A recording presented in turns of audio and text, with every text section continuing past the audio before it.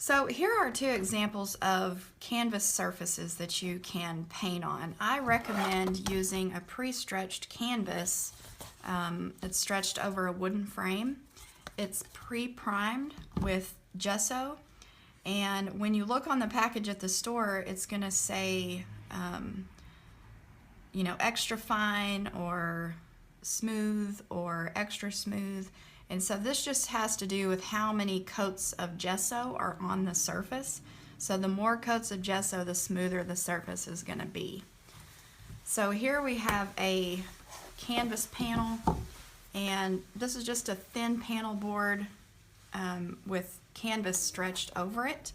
A lot of times these are pretty rough, and so if I do have to paint on one of these, I'm going to want to use some gesso and put a couple of more coats of gesso on it to get to the smoothness that I want to have for my painting.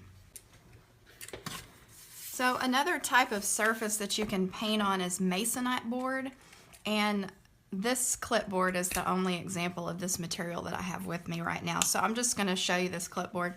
The masonite is really smooth on one side. This clipboard is actually smooth on both sides, but the masonite board that you're going to buy from the lumber yard or the hardware store is going to be really rough on one side.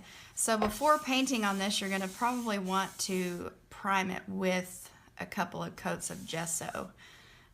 Painting one direction the first time and painting the other direction the second time.